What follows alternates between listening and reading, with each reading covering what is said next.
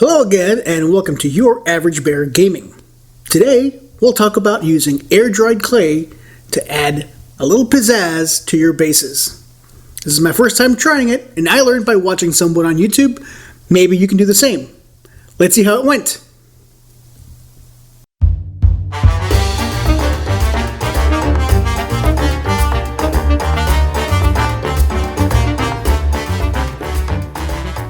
In today's video, I want to talk a little bit about bases.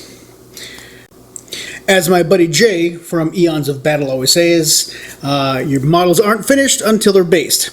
And by buddies, I mean dude I watch online because he doesn't know I exist, but he's awesome. He has wonderful bases, and I want to try to do a better job.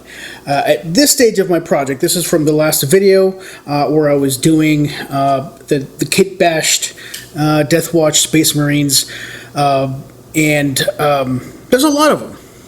So it would be really easy for me to just slap on some texture paint and throw in a couple of tufts of grass and call it a day. In fact, I'm still tempted to do that, but no. We're going to do better, or at least we're going to try. So the idea for this video is we're going to add an element to my bases that I don't really do at all, right? Basically, we're going to add some verticality. We're going to add some height so that the bases are a bit more dynamic. They're a little harder to store that way, but I'm not going to give them a ton of height. I'm just going to give them a little bit of height. And to do that, I'm going to use some of this. It's a modeling clay. This is air dry. I want it to get hard without having to bake it or whatever, because they're going to go on these bases. And so, I also watched a video about how to use air dry clay, and I think I have a better idea of what I want to do. So let's find out. The very first step is to take the models off their bases. I had them on here so that I could work with them as I paint, but that stage is over now.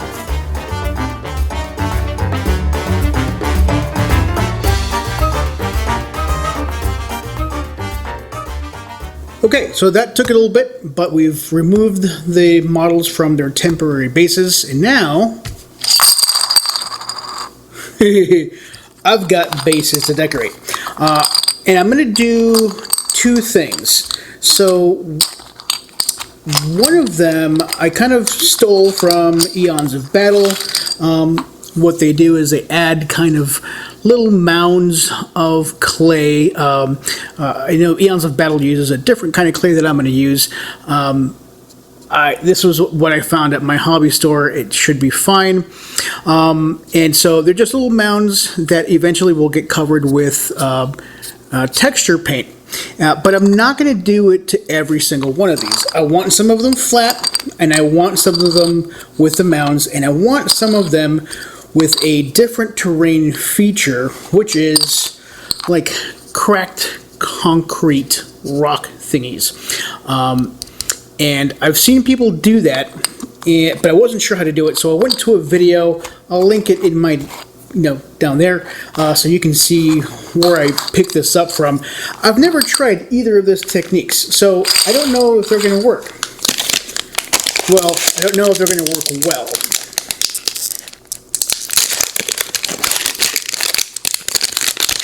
The first thing I'm going to do is I'm going to grab some of this clay. It feels weird. It's super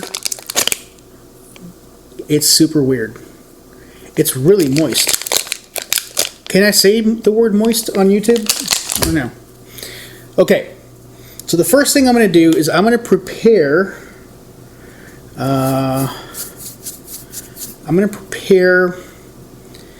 some kind of rock deals. So the kind of the concrete rocks that I'm going to use. And so what the guy on YouTube did was he kind of got some of this clay and flattened it out. And so I'm not gonna, like, you could use like a roller, you can use a glass or whatever, but I kind of want it to be uneven a bit. I want kind of a rough terrain looking deal, so I'm gonna give it variety in height and texture. And I'm gonna do another one. I'm gonna make this a little flatter.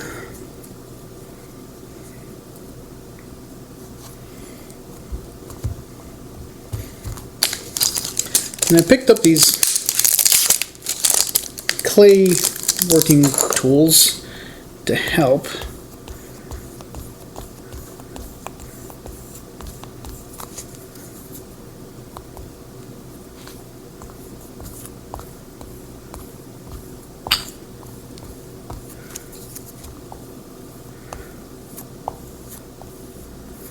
So I'm just going to spread it out.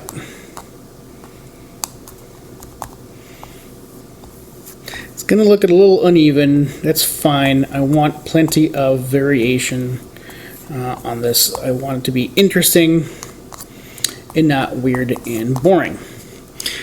Speaking of boring, it's time to let this dry. I don't know how long it takes. Probably a day.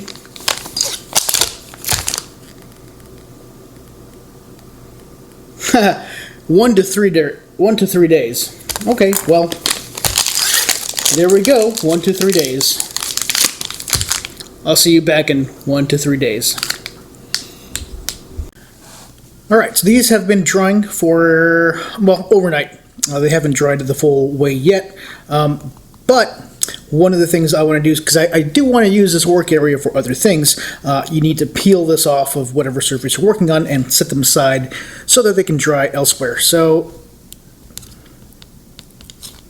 okay, yeah, so they come off pretty easily, and you can kind of hear they're dry, but they're not dry enough yet. They're still kind of cold. They can still, they're still a little malleable, so I don't want to mess with it so much. And you want to be a little careful with these so that they don't break right away. And depending on how thin you got these, they might be more fragile than others, I guess. So you want to take them off in one large piece if possible. If not, that's okay, because we're not going to use it in this form. We're going to break it up a little bit so that they look like rocks and concrete and whatever. So if they break, it's not the end of the world, but try to get them off in one piece if you can. Okay, here we go. I'm going to set these aside, let them dry for another, I don't know, day or two, and I'll clean this up. The second type of base that I will make using clay, I'm going to add the clay directly onto the bases, but in kind of different little lumpy patterns, just to give my bases a bit of variable elevation. And so I'm going to do it to this many bases. That's 2, 4, 6, 8. We'll do one more.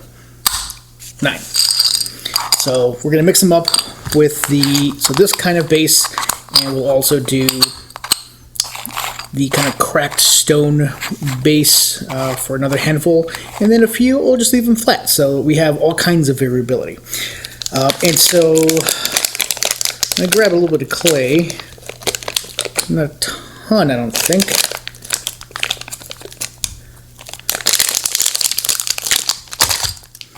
And the guy on YouTube that I saw handed out he mentioned a few tips and tricks. And so one of them is there was a kind of a common complaint about when you, let's say for example, you get this shape on there, and the idea is that you want to let it dry on there.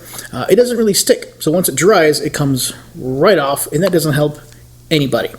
But one of the things he talked about was if you moisten the clay as you're working with it, then it'll dry in a really nice way. I think it has to do with building surface tension between the clay and the plastic base. So I'm going to grab my paint cup here, just moisten my fingers, and kind of rub it on there. It does make it a little easier to work with. So can you just smooth it down with my fingers here, and it actually kind of feels cool. I like that. Alright, so that's generally the shape of the elevation on this base. It's really hard to handle because the clay is kind of slippery. So that should do the trick, and I'll do something similar with all the others. But the idea is you want to have all kinds of different, shapes. So I play with. I'm going to play. I don't want to talk like I've done this before. I have not. I'm going to play with kind of centering these and putting them off kind of to the side. Different levels of smoothness. Maybe a couple that kind of fly off the side and kind of end in a kind of a jagged thing. Maybe flattening some tops, that sort of thing. This one I'm going to push kind of all the way off to the side, kind of like that.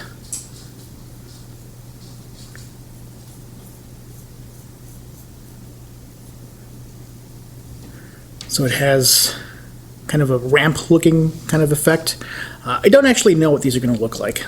They might look terrible, but they might look really cool. One of the things that the YouTube person recommended was to have some rags or something on there to kind of help dry your hands, because yeah, the clay does get pretty sticky. I now see exactly what he's talking about. And for most of these, my fingertips do the job, but this little tool here has kind of a pattern, and I want to etch the pattern onto the clay here, just to kind of give it a little bit of additional texture. Right? You know what? Maybe kind of like so.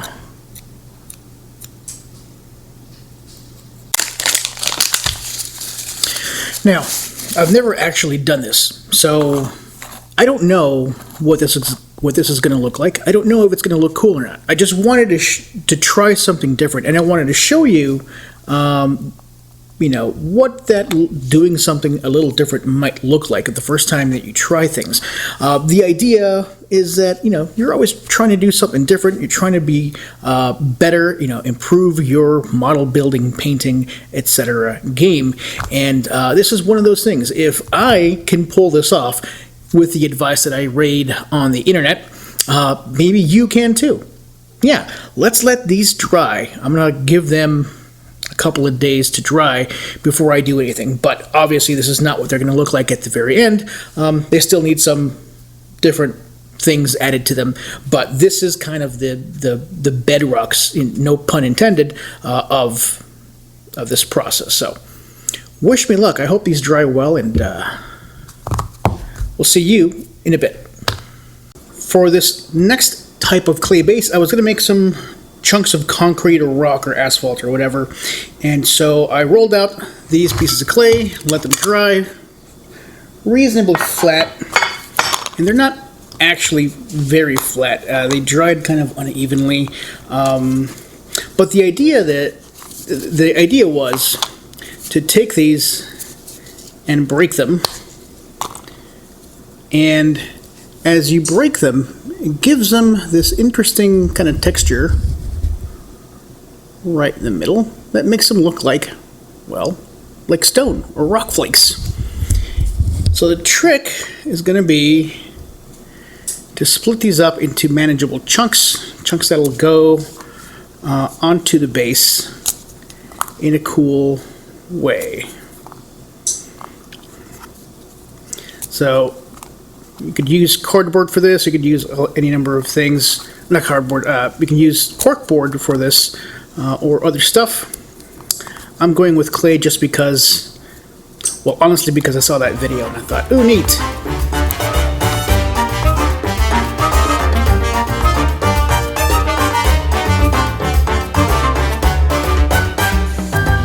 Alright, so we've got our chunks. Now the trick is going to be to add those chunks to the bases in such a way that they're visually interesting and sort of believable. I'm just going to grab a handful of these bases.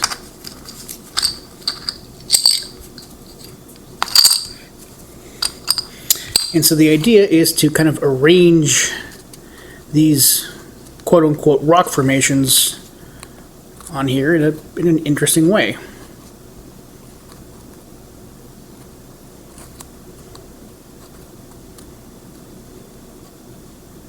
Okay, yeah, I'll believe it. So there's going to be a little bit of creativity involved and some trial and error and just visual judgment. Not my strongest suit, but I will give it a shot.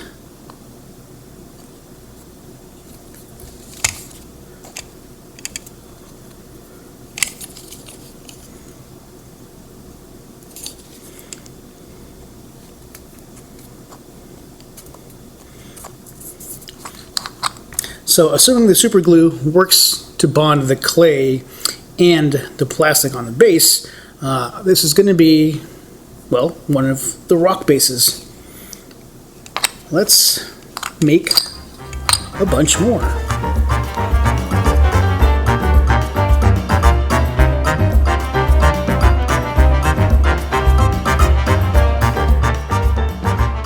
So here are my stone bases. And I'm not sure if the glue, oh yeah, the super glue did work. Awesome. So, with the amount that I flattened out, I actually have quite a bit left over. And it wasn't very much clay, so I've got plenty. So I could store this for later use, like for other bases, which is probably what I'll do. But I can also decide whether or not I want a bit more height to these bases. Or I could even combine them with these. Remember these little like smoothed on bases? Those stuck on pretty well too. So I can keep them nice and rounded, or I can combine them with maybe some rock formations, but maybe not. Maybe I'll just leave it as is. And I had so much, I went ahead and just did all of them. So none of my bases will be flat. They're all going to have something like this. Here's a real test, though. I don't know what this is going to look like. So if I put on my dudes on here, will they look okay? And yeah, it's going to require a little bit of finesse, I think. But yeah, I think this is going to be a really, really good addition to my repertoire of bases. Okay, so for these kind of stone-looking bases, I think I'm just going to keep them as is. I will kind of trim around the edges. Actually, so you'll see how some of these kind of extend further out. And yeah, you could leave them like that to kind of make your bases a bit more dynamic. For me, though, I'm more concerned with storage space, so I'm going to trim them down to size because I don't want them interfering with storage space. For me, storage is kind of on the pricey side. I have a kind of an expensive storage solution. It looks really nice and it works relatively well, but it's pricey.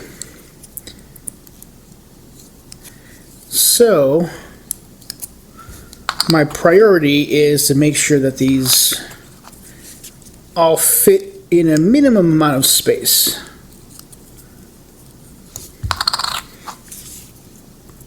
But if you don't have storage concerns like I do, then feel free to let these be whatever shape they want to be. Like that looks pretty cool.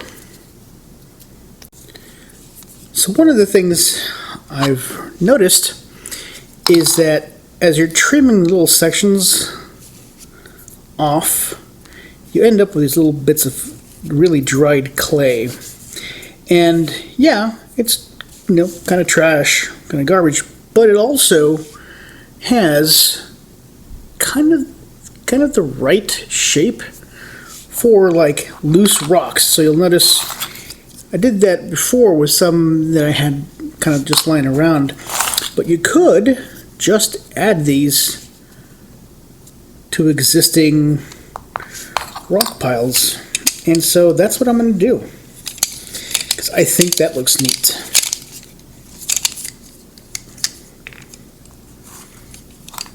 So just kind of, not randomly, but certainly asystematically, add these supplemental rocks while avoiding getting super glue on my fingers.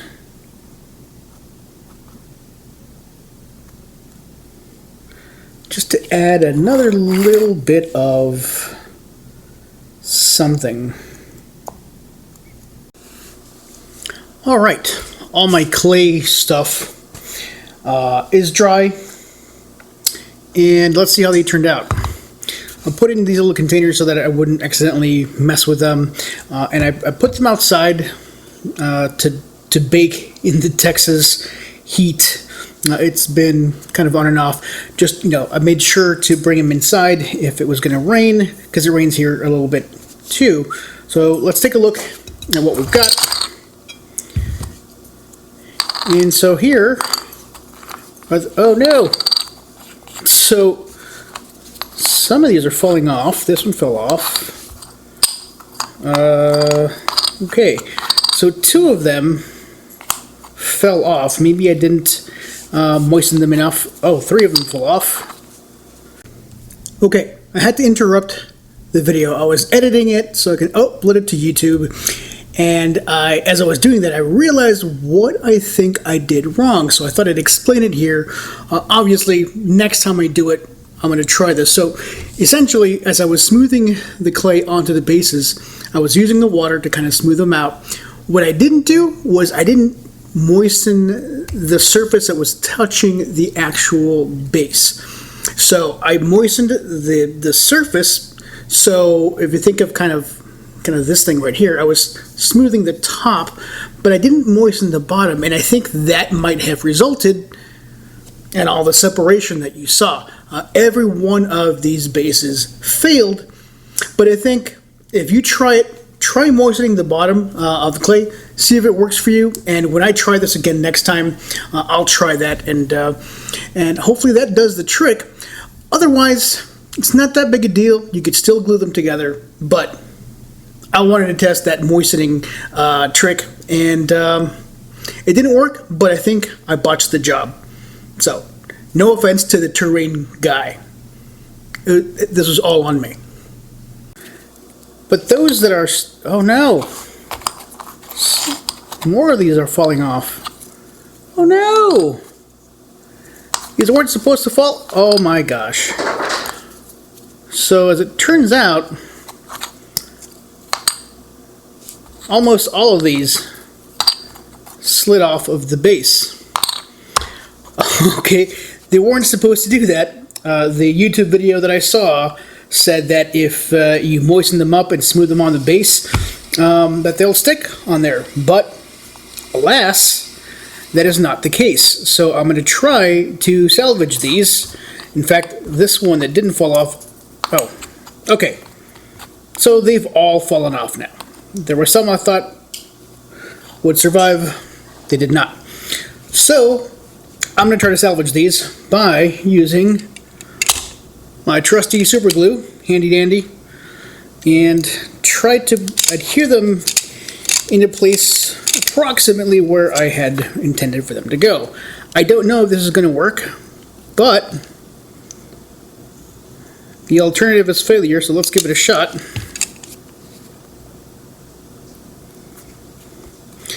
And for all I know, this is going to cause problems for the clay. Oh my. Or it's somehow just going to refuse to stick. I don't know.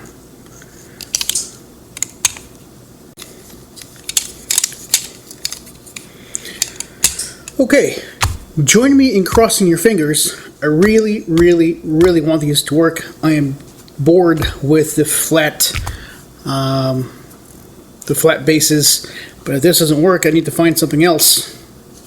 So, let's see. So now that these mound bases are dry, they're nice and secure to the base, I'm going to mount them on a painting paddle so I can prime them.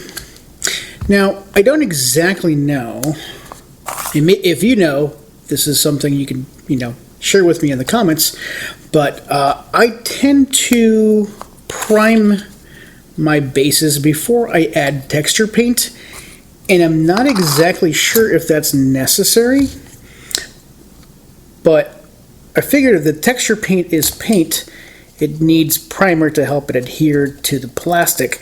I may be completely off base there. Get it? Off base?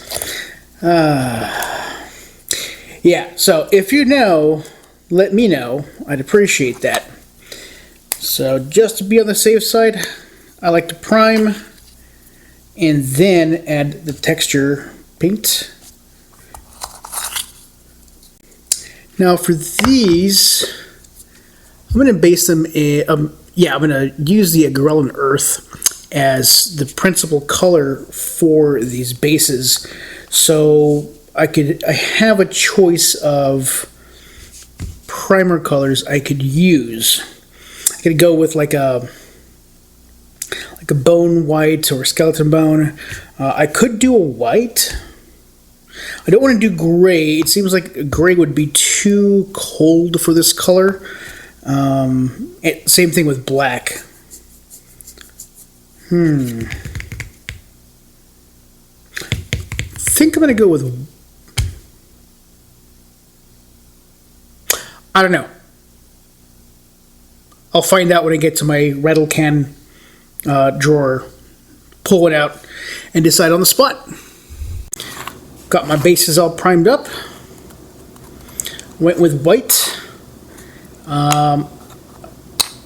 because I think I just wanted to finish that rattle can, and I still did not finish it, but it's closer than I was before.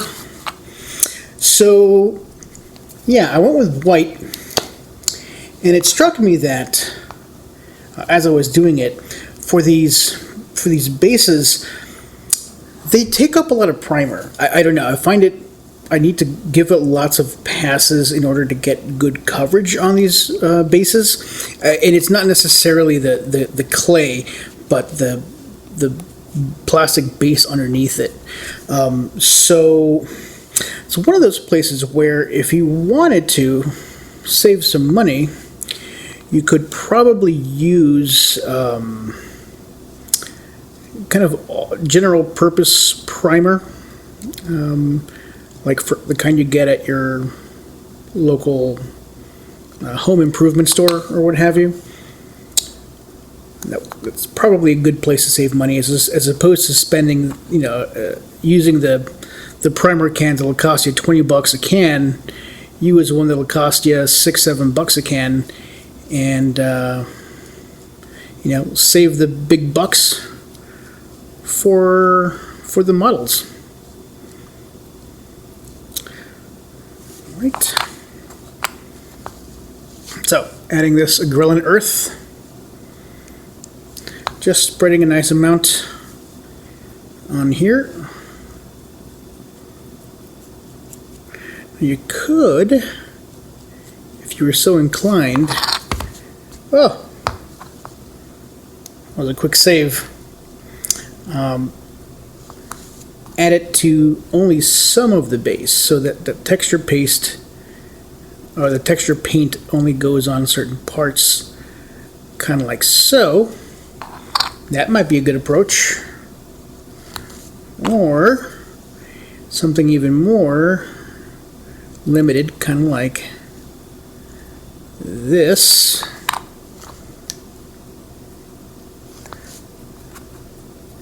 Gives you some variety here. Since my battery pack decided to betray me, as usual, I went ahead and finished adding the acrylic earth to these bases. And as you can see, there's differences in coverage. So some of these will be all covered, some of them will have exposed faces. And I'm going to just go in here and add some kind of texture. Maybe this wasn't the way to go. So before it dries, you want to kind of dab. But this is not, maybe this is not the tool for the dabbing.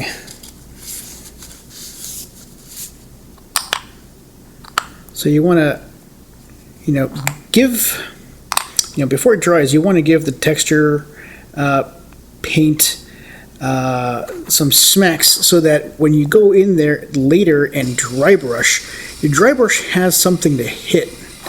It's going to look a little better. You don't want it really smooth.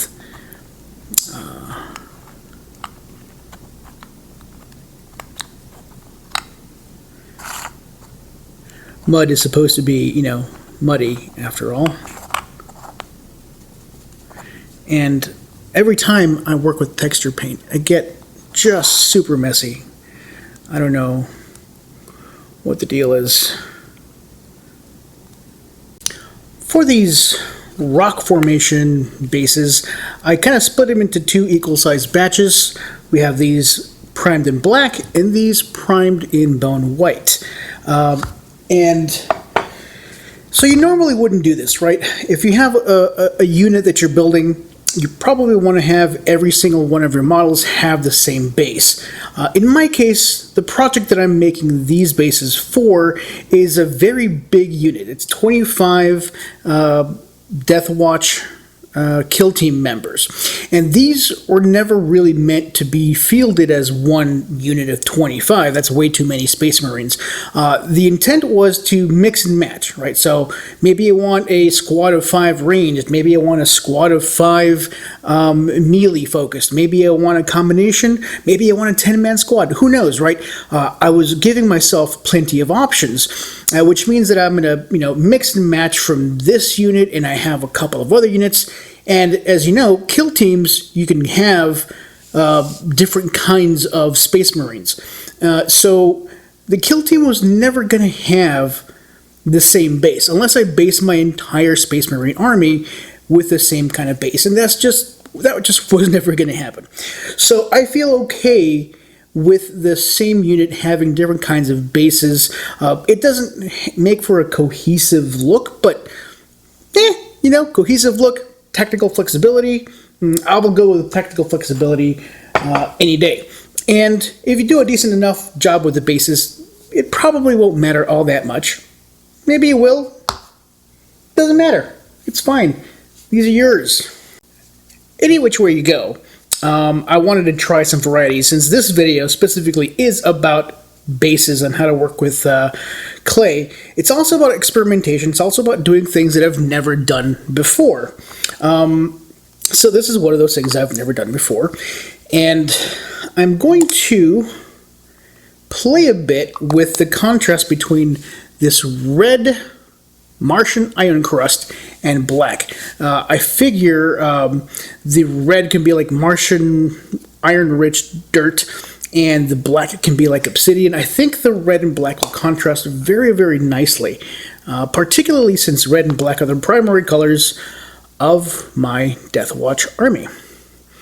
So I'm going to add a layer of this texture paint onto the non-rock portions of my base. So it looks like these rocks are kind of jutting out of kind of this wasteland. And so I'm trying to do a clean job. I don't want to get much, if any, of the texture paint on the actual rocks. A little bit is fine, but I'm going to try to avoid it here. Now with this texture paste, you want to be fairly liberal with it. Yeah, it's pricey, but if you add too thin a coat of this texture paint, it's going to dry and it's not going to do that. So you get the texture paint because of the effect that it has when it dries. And in order for it to do that effect to the best of its ability, you need a nice thick coat of it on whatever surface you're treating. So yeah, using texture paints, oh no, like this can be, yeah, it can be kind of pricey on a per base basis. I know there's recipes out there somewhere on how to make your own texture paste. I haven't seen anything. I've done some looking, and I haven't seen an actual recipe. I've seen people talk about, their mixes, but I haven't seen anyone actually make them, and I'd like to learn from someone who's made them, because this is one of those areas where if I can make my own, I'd rather do that.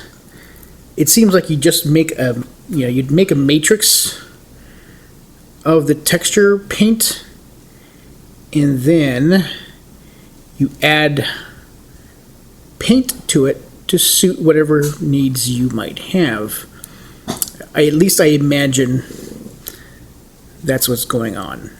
But if any of you know where I can find a good how-to guide on how to make this stuff, I would be grateful. A little later, for the other kinds of bases, I'm going to try something that might work with some crackle medium. But I don't really know how to work with it, so that'll just be a complete experiment that will very likely end in tears.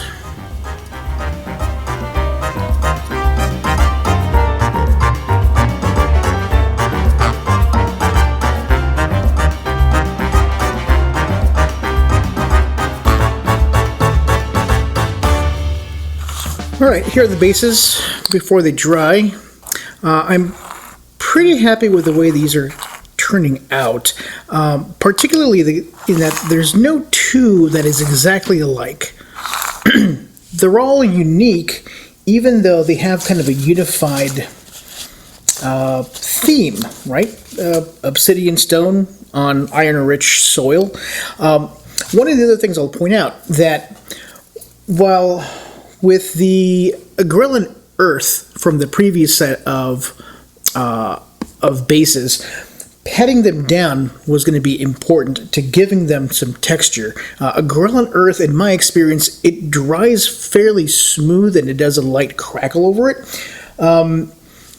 That's not what's happening with this one. This Martian iron crust, in my experience, it doesn't crackle. It is this gritty, sandy texture. And so that one doesn't need as much tapping. As a matter of fact, as you can see, there's plenty of texture already on there. And as it dries, it'll actually get accented a little bit. The bumps will be a little sharper rather than duller. So you don't have to do a lot of patting down. You can absolutely still do that with this, and to kind of give it some additional shape, additional texture, and kind of control where the buildup of stuff goes. But if you really want this particular one, you can leave it on its own, and it'll dry with a very nice texture to it. It's one of those things that you pick up with experience. I didn't know that going in, but after I've based a couple of things, I realized, oh look, this one kind of dries this way, this one kind of dries that way. So, experiment away.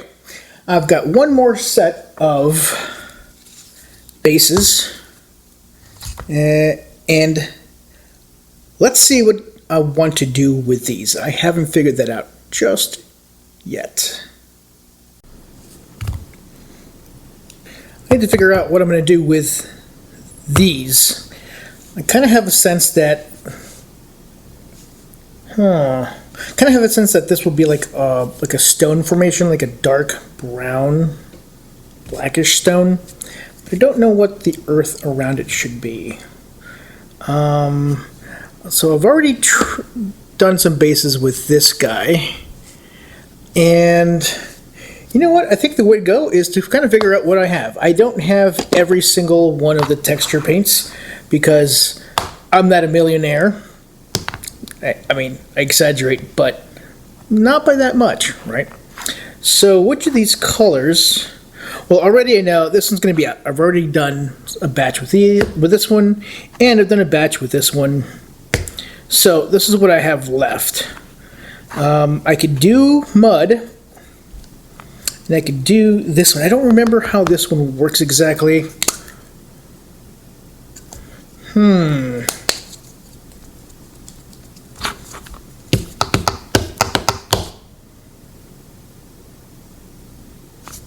Okay, I'm gonna go with this.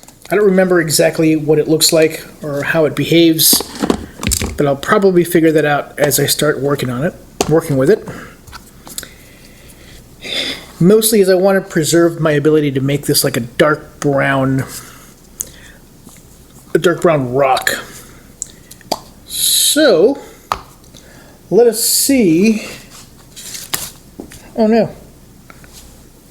Let's see what we can do here. I don't think I've used this a lot. There's a lot of it left in the bottle. Here are the bases. They're nice and dry. I'm happy with 2 of these. I'm less happy with one of them, but I think I figured out how to fix them. So we'll talk about the ones I'm happy about. So there's these. These have that kind of muddy texture, and the rocks have this kind of limestone look with a nice layer of grit dust over them. That's the wash dried up pretty nicely on them. So all these things need is a dry wash on the, a dry brush on the texture and a dry brush on the stone. I'm not quite sure what color I'm going to do the stone in. It's already pretty light. I'm not entirely sure what I'm going to do about dry brushing that, but I'll tackle this first. I'll hit it with some bone white dry brush. These, I kind of like the way these look too. It's the obsidian rock with the red earth texture. So the texture, I'll probably have to do 2 layers. I'll probably do a lighter dry brush on it, maybe a bone white, and that way I can add an orange on top of that, so it can look like a lighter version of the red. On the stone itself, I'm thinking maybe a gray dry brush. I'm not exactly sure, but probably a gray dry brush, just to kind of pick up some of the highlights. So far as these are concerned, I'm really not happy with the way they look. I went ahead and added a second coat of the wash, and you can still see a lot of those little cracks. They're the white primer underneath them. It's a lot more evident on this piece, for instance. And it's not really what I wanted, but I realized that what I could do is I could just accept that that's going to be showing up, and as a result, the stone over which the mud is could be white. So that's what I'm going to do. It'll be like a chalky stone. So I'm going to go back over this with some white paint, and that way it'll look like the mud is resting on white stone. I think that should work. White isn't a terrain feature that I normally use much of, so we'll see how that works. So we'll start off with a dry brush.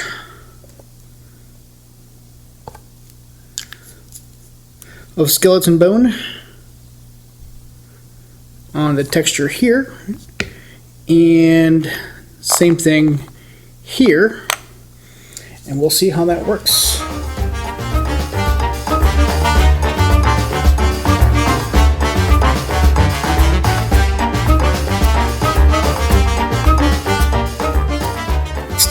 for the second to last step for my basing, and that's the addition of adding adding grass tufts. It's one of the things. It's a very easy thing to do, but for some reason I always forget, and it's a shame because it adds such a nice. I don't know. It adds a nice little flavor to your bases. I think I always forget because it's usually towards the end of a build and I'm just done. I'm ready to move on, and I just forget about it. You know, I take my pictures for the YouTube videos, and then once it's published, I realize, oh no, I didn't add any tufts. So I'm going to add them in the beginning. Well, not beginning, but I'm going to add them now so that I don't forget. And I tend to add them on little joins, like where the rocks kind of meet the other parts of the terrain or any other features of the terrain, kind of like you'd see grass growing on the cracks of like concrete or what have you. So just kind of show you what these look like as the painting is done. They're not great, but they're, I've done worse for sure. I'm okay with them. There's a few gems like this one. I really like the way that looked, but this was completely accidental. This had more to do with the markings as the clay was drying. It left behind some really interesting markings, and that made the rock, or whatever this is, it made it a lot more visually interesting. And that's something that when I do this again, I want to do more of this kind of thing. So I encourage this sort of, this kind of drying pattern. I didn't get a ton of it on these other ones, but I did get some interesting patterns in there. So that's one of the nice things about working with this clay is that, it's unplanned, but the results can be very visually interesting. I kind of like, some of these look a lot like, a piece of rock you'd find somewhere. Oddly enough, I'm least happy with these. These are the ones I thought I was going to like most, and I just don't like them. Part of it is the crackle medium. Part of it is just the texture of the clay. It's too smooth. This one's kind of more visually interesting, but it looks meh. So anyway, the grass tufts are going to really spruce these two up. I think they're going to do a really good job of sprucing these up. I don't know that they're going to rescue these at all, but they're going to make them, I think, a little less horrible. So I will leave this video with me adding these grass tufts. I use the Army Painter. There's a couple of other companies that do this, and I think they look pretty neat. This, I kind of just use whatever I have on hand. So all of my grass tufts so far have come from this pack. That's about the only consistent thing with my basing, is that I use these these tufts right here, this color. I usually add 2 to 3 per base. They're not terribly expensive, so it's probably fine.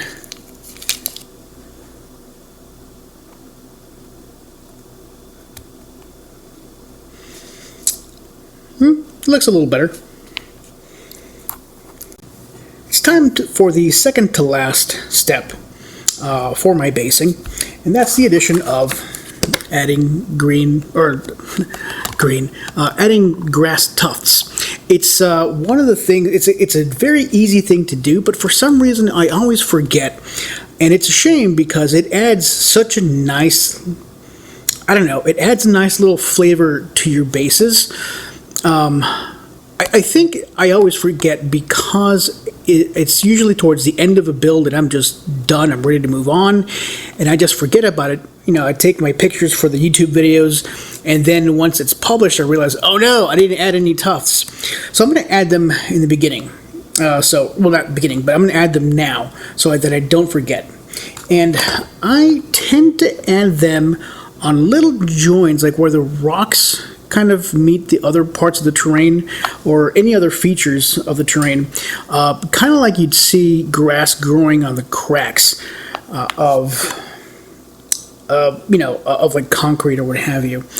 So I'll just kind of show you what these look like as the painting is done. They're not great, but they're, I've done worse for sure. I'm okay with them. There's a few gems like this one. I really like the way that looked, but this was completely accidental. This had more to do with the markings as the clay was drying. It left behind some really interesting markings, and that made the rock, or whatever this is, it made it a lot more visually interesting. And that's something that when I do this again, I want to do more of this kind of thing. So I encourage this sort of, this kind of drawing pattern. I didn't get a ton of it on these other ones, but I did get some interesting patterns in there. So that's one of the nice things about working with this clay, is that, it's unplanned, but the results can be very visually interesting. I kind of like, some of these look a lot like, a piece of rock you'd find somewhere. Oddly enough, I'm least happy with these. These are the ones I thought I was going to like most, and I just don't like them. Part of it is the crackle medium. Part of it is just the texture of the clay. It's too smooth. This one's kind of more visually interesting, but it looks meh.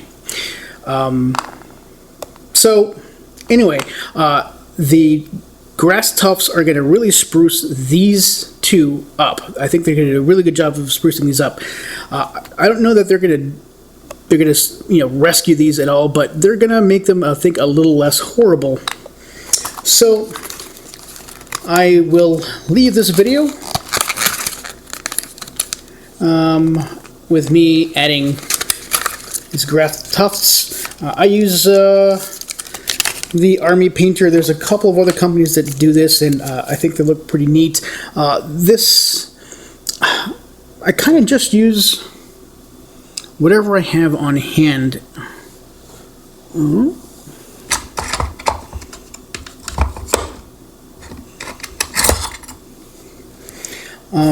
So all of my grass tufts so far have come from this pack. That's about the only consistent thing with my basing, is that I use these these tufts right here, this color. I usually add 2 to 3 per base. They're not terribly expensive, so it's probably fine.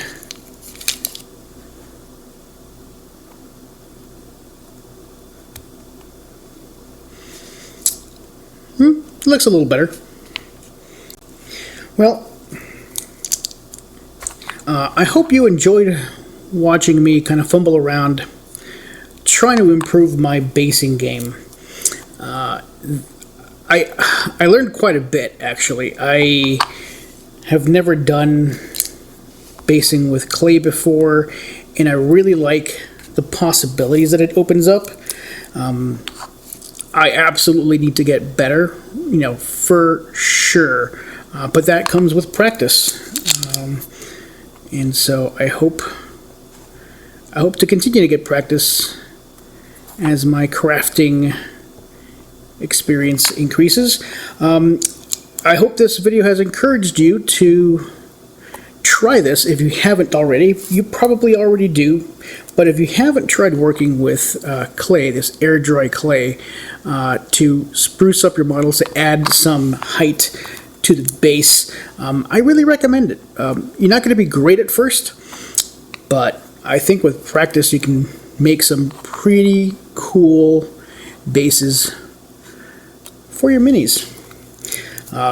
This has been Your Average Bear. Thank you very much for watching. If you learned something, if you enjoyed it, or if you just had a good time laughing at my fumbling, would you consider giving this video a like? Maybe if you want to see more videos like this, you can give my channel a subscribe. Either way, I hope you have a wonderful evening. And as always, on Your Average Bear Gaming, please be nice to yourselves and each other.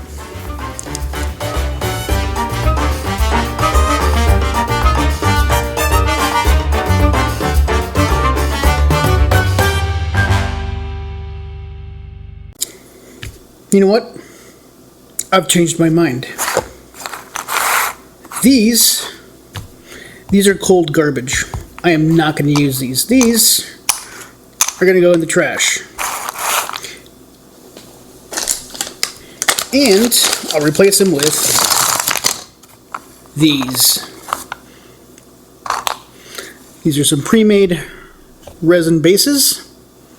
I think this is the way to go for me for this build. But that's not for this video. If you catch my next video, where I display my new, huge squad of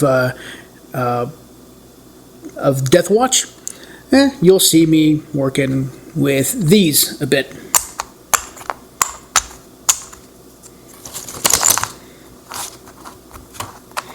It's important to know when you just didn't do a good job